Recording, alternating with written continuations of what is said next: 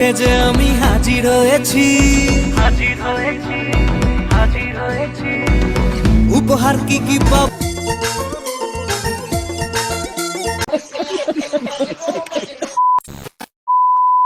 So hello everyone, আসসালামু আলাইকুম। আপনারা সবাই কেমন আছেন? আশা করছি অনেক ভালো আছেন।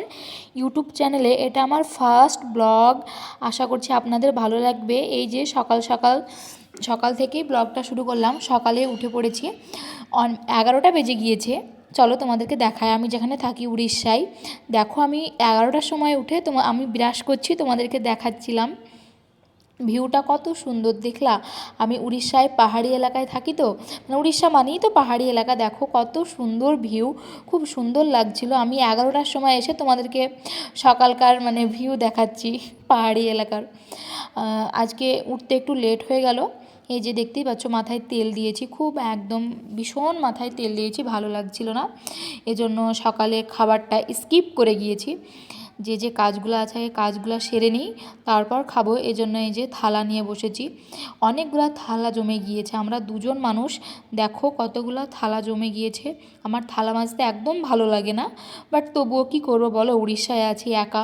বাড়িতে থাকলে তো বাড়ির লোক করে দেয় কাজগুলা, কিন্তু এখানে কে করবে বলো, আমাকেই করতে হবে কষ্ট করে। কেউ তো করে দেওয়ার নেই, আর আমার মাও নেই। মানে বাড়িতেও নিজের কাজ নিজেকেই করতে হয়। তবুও আমি তো ছোটোবেলা থেকে মামাবাড়ি মানুষ, তাই আমার নানি আমাকে প্রচুর হেল্প করে সব কাজে। তাই এখানে এসে উড়িষ্যায়, আমার হাজব্যান্ড এখানে কাজ করে উড়িষ্যায় কন্ট্রাক্টারি, তাই আর কি আমার হাজব্যান্ডের সঙ্গে এখানে থাকি আমি। বাট কিছুদিনের জন্য চলে যাব, ভালো লাগছে না একদম। আমি একজন স্টুডেন্ট, নার্সিংয়ের জন্য প্রিপারেশান নিচ্ছি, আর ফার্স্ট ইয়ারে পড়ি ডোমকল গার্লস কলেজ। চলো গোসল করে আসি, তারপর তোমাদের সঙ্গে দেখা হচ্ছে। এই যে একটু ভিডিওটায় ঢং করতে গিয়েছিলাম, বাট ঢংটা করতে পারলাম না। এই যে গোসল করে নিয়েছি।